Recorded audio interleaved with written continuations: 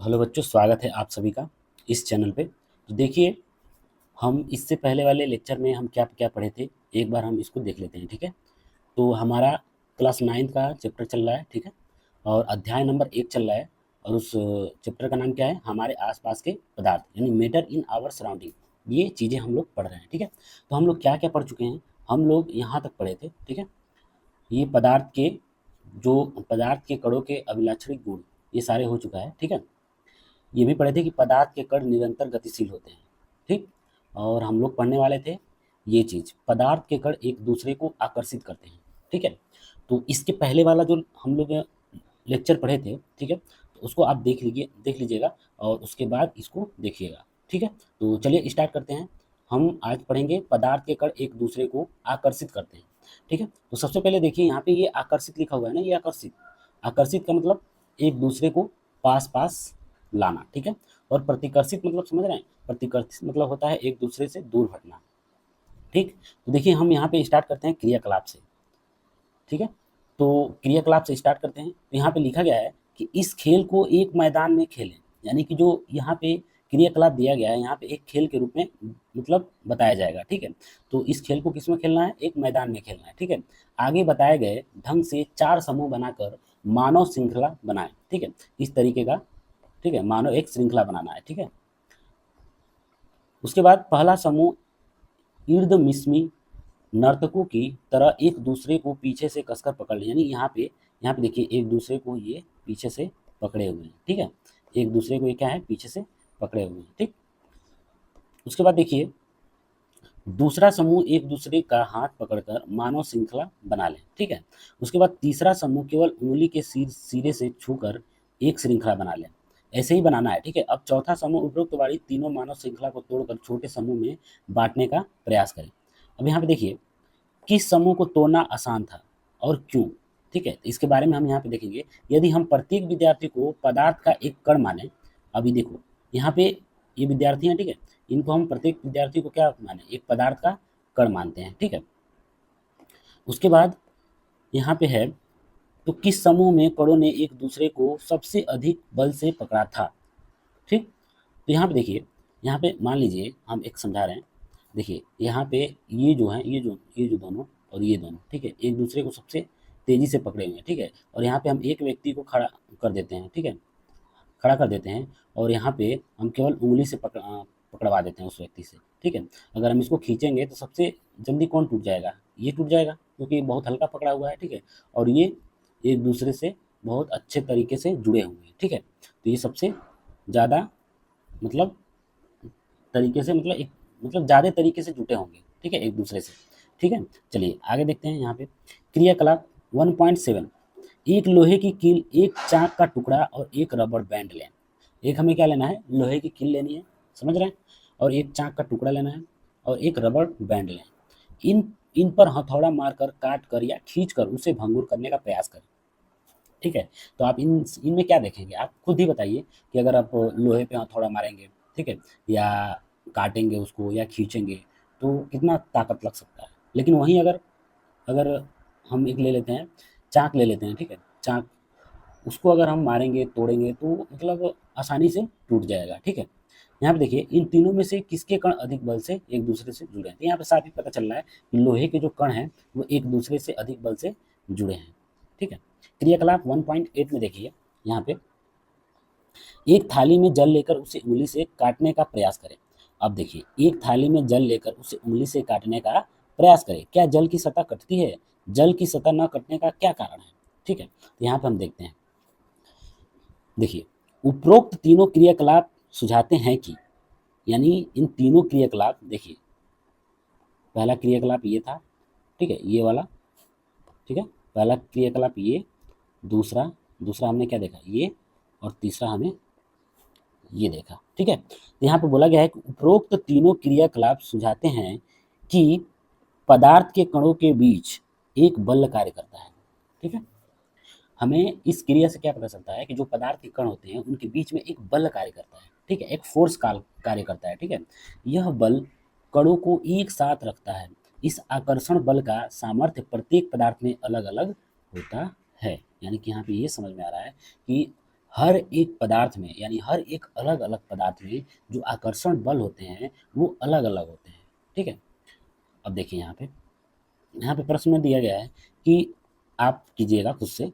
यहाँ पे लिखा गया है कि निम्नलिखित में से कौन से पदार्थ हैं, देखिए कुर्सी, वायु, स्नेह, गंध, घृणा, बादाम, विचार, शीत, नींबू, पानी, इत्र की सुगंध। ठीक है, तो आपको इनमें से बताना है कौन कौन से पदार्थ हैं। तो पदार्थ के बारे में आपको बताया था कि जिनमें वेट होता है, जिनमें द्रव्यमान होता है, ठीक है, और जो स्थान घेरता है उसे हम क्या बोलते हैं, पदार्थ बोलते हैं। तो आप इसमें से पता लगाइएगा। ठीक है, नेक्स्ट है निम्नलिखित प्रेक्षण के कारण बताएं कि गर्मा गर्म खाने की गंध कई मीटर दूर से ही आपके पास पहुंच जाती है, लेकिन ठंडे खाने की महक लेने के लिए आपको उसके पास जाना पड़ता है। ठीक है, तो इसके बारे में आपको बताना है। तो हम आपको इसके पिछले मतलब वीडियो में बताया था कि जो पदार्थ के कण होते हैं वो निरंतर गतिशील करते हैं। ठीक है, तो उसको लेकर आपको यहाँ पे आंसर देना है इसका। अब यहाँ पे देखिए, स्विमिंग पूल में गोताखोर पानी काट पाता है, इससे पदार्थ का कौन सा गुण प्रेक्षित होता है। तो आपको बताना है कि इसके पदार्थ का कौन सा गुण प्रेक्षित होता है, जो पानी, जो गोताखोर होता है पानी को काट लेता है। ठीक है, ठीक है, और पदार्थ के कणों की क्या विशेषताएं होती है ये आपको इसके पिछले वाले वीडियो में बता दिया हूँ। ठीक है, तो आप उसको अच्छे से देख लीजिएगा और यहाँ से सारे क्वेश्चन आप बता सकते हैं सिंपल से। ठीक है, चलिए, अगर आप नहीं बता पाते हैं तो हम लास्ट लास्ट लेक्चर में आपको हम अच्छे से इसको भी समझा देंगे। ठीक है, वैसे भी हम आगे हम अगर हम प्रश्न करते हैं, कोई सा भी अगर प्रश्न लाते हैं, अगर प्रश्नावली अगर सॉल्व करेंगे, ठीक है, तो उसमें अच्छे से सारे चीज़ क्लियर कर दूंगा। ठीक है, चलिए आइए देखते हैं यहाँ पे पदार्थ की अवस्थाएं। अब यहाँ पे हम सीखेंगे कि पदार्थ की कितनी कितनी अवस्थाएं होती हैं। ठीक है, तो हम लोग तो बस बेसिकली जानते हैं कि पदार्थ की 3 अवस्थाएं होती हैं, ठोस, द्रव, गैस। ठीक है, तो इसमें देखते हैं, वैसे तो 5 अवस्थाएं होती हैं। ठीक है, तो हम पहले ठोस, द्रव, गैस जो दिया है उसके बारे में हम देखेंगे। ठीक है, चलिए यहाँ पे देखते हैं, अपने आसपास के पदार्थों को ध्यान से देखें, कितने प्रकार के हैं। हम पाते हैं कि पदार्थ आपने 3 रूप में होते हैं, किसमें, ठोस, द्रव, गैस। ठीक है, पदार्थ की ये अवस्थाएं उसके कणों की विभिन्न विशेषताओं के कारण होती है।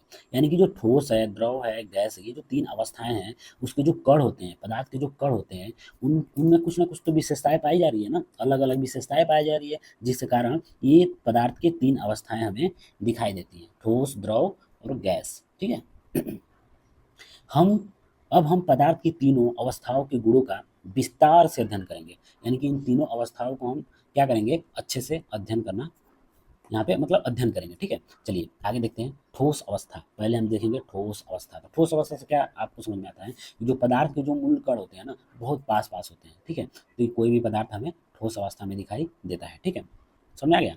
और द्रव्य अवस्था मतलब कि द्रव में क्या होता है कि जो पदार्थ के जो मूल कण होते हैं वो थोड़े थोड़े दूर दूर होते हैं। ठीक है, जिसके कारण हमें जो पदार्थ है वो द्रव रूप में दिखाई देता है। और गैस में क्या होता है कि जो पदार्थ के जो मूल कण होते हैं वो बहुत दूर दूर होते हैं। ठीक है, जिसके कारण हमें जो पदार्थ है वो गैस के रूप में दिखाई देता है। यहाँ तक समझ में आया आपको। चलिए देखिए यहाँ पे ठोस अवस्था। ठीक है, तो सबसे पहले देखेंगे इसका क्रियाकलाप। क्रियाकलाप 1.9। देखिए, इसमें मैं सारा चीज़ इसलिए बताते जा रहा हूँ कि आपको एक भी पॉइंट छूटे नहीं इस बुक से। ठीक है, यहाँ पे देखिए क्रियाकलाप में देखिए, निम्नलिखित वस्तुओं को एकत्रित करें।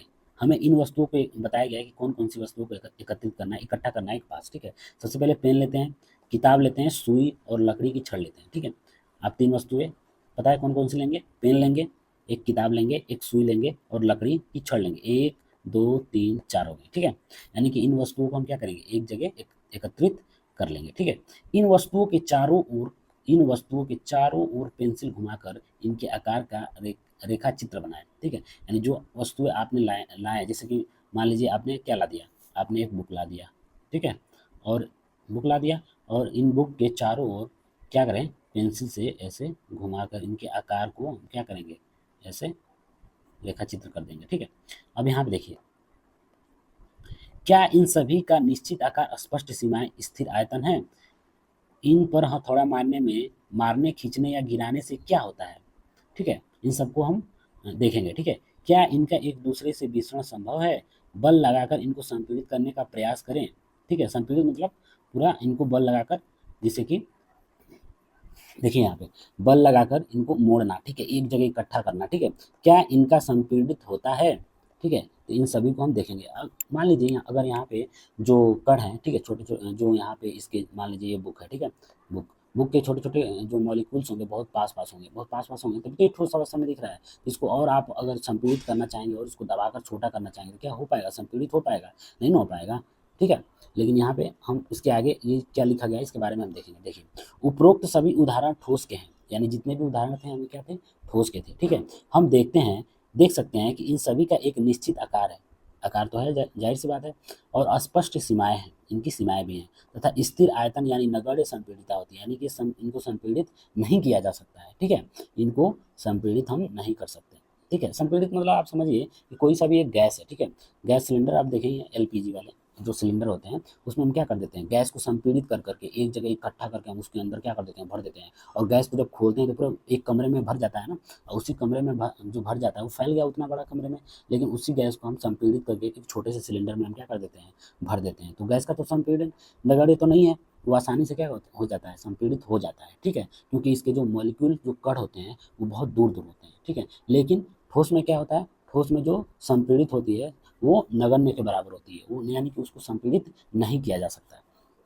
यहाँ पे देखिए, बाह्य बल लगाने पर भी ठोस अपने आकार को बनाए रखते हैं, यानी बाहर से हम अगर बल लगा करके अगर छोटा करना चाहेंगे तो अपने आकार को क्या करेंगे, वो बनाए रखते हैं। ठीक है, जैसे कि हम पेन लेते हैं, पेन को अगर दबाने की आप कोशिश करें तो पेन का आकार वो क्या होगा, वो अपने ही जगह पे मतलब अपने ही आकार को बनाए रखने की कोशिश करेगा। ठीक है, बल लगाने पर ठोस टूट सकते हैं, टूट जाएगा, ठीक है, लेकिन इनका आकार कभी बदलता नहीं है। ठीक है, इसलिए दृढ़ होते हैं यानी मजबूत होते हैं। ठीक है, यहाँ तक समझ में आ गया। अब देखिए, निम्नलिखित पर विचार कीजिए, अब इन पे क्या करना है, विचार करना है। क्या क्या विचार करना है, देखिए हम मैं सारा चीज़ पहले से ही बताते आ रहा हूँ। ठीक है, बस आपको देखना है, समझना है। ठीक है, देखिए, रबर बैंड को क्या माना जाएगा, आप खुद बताइए, क्या खींचकर इसका आकार बदला जा सकता है, क्या ये ठोस है, तो जाहिर सी बात है कि ये ठोस है। ठीक है, अब देखिए, विभिन्न आकार के बर्तनों में रखने पर चीनी और नमक उन्हीं बर्तनों के आकार ले लेते हैं, ये क्या है, ये ठोस है, हाँ ठोस है। स्पंज, स्पंज जो होता है यह ठोस है, लेकिन फिर भी इसका संपीड़ित क्या है, संभव है। क्यों, क्यों, अगर स्पंज जो होता है, स्पंज देखे होंगे जो ऐसे रुई की तरह होता है, दब जाता है, ठीक है, छोटा हो जाता है, तो ये क्या होता है, ये ठोस है, लेकिन फिर भी ये क्या होता है, फिर भी इसका संपीड़न संभव है, यानी कि इसको संपीड़ित किया जा सकता है। ठीक है, ये सभी ठोस ही है, यानी हम जितने ऊपर देखें ये सभी क्या है, ठोस है। ठीक है, देखिए, बाह्य बल लगाए जाने पर रबड़ बैंड का आकार बदल बदलता है, और बल हटा लेने पर यह पुनः अपने मूल आकार में आ जाता है। जाहिर सी बात है कि कोई रबड़ है, अगर हम उसको बाहर से खींचने की कोशिश करेंगे तो बड़ा हो जाएगा, फिर छोड़ते हैं तो क्या हो जाता है, वो अपनी जगह पे पुनः उसी अवस्था में आ जाता है। ठीक है, अत्यधिक बल लगाने पर ये क्या हो जाता है, टूट जाता है। अगर ज़्यादा आप रबड़ को खींचते जाएंगे तो क्या होगा, वो टूट जाएगा। ठीक है, चाहे हम शर्करा या नमक को अपने हाथ में ले लें, शर्करा या नमक को हम चाहे अपने हाथ में ले लें या किसी प्लेट या जार में रखें, इनके क्रिस्टलों के आकार नहीं बदलते हैं, यानी जो छोटे छोटे जो क्रिस्टल होते हैं ना, इनके क्रिस्टल का क्या आकार आप बदल जाता है, नहीं ना बदलता है, वही वही सही रहता है। ठीक है, नमक के जो छोटे छोटे क्रिस्टल होते हैं, अगर उसको मैं अपने हाथ में रखूंगा तो क्या वो उसका क्रिस्टल का आकार बदल जाएगा, जो छोटे छोटे जो कण होते हैं, क्रिस्टल होते हैं, नहीं बदलेगा। ठीक है, अब यहाँ पे देखिए, स्पंज में बहुत छोटे छिद्र होते हैं, स्पंज में क्या होते हैं, बहुत छोटे छोटे छिद्र होते हैं, जिनमें वायु का समावेश होता है, यानी उसमें वायु क्या हो जाते हैं, भरे रहते हैं। ठीक है, जब हम इसे दबाते हैं तो वे वायु बाहर निकलती है, अब वो वायु क्या हो जाएगी, जब बाहर निकलेगी, जिससे इसकी संपीड़न संभव है, जिससे इसको हम संपीड़ित दबाकर छोटा कर सकते हैं। ठीक है, यहाँ तक समझ में आ गई आपको।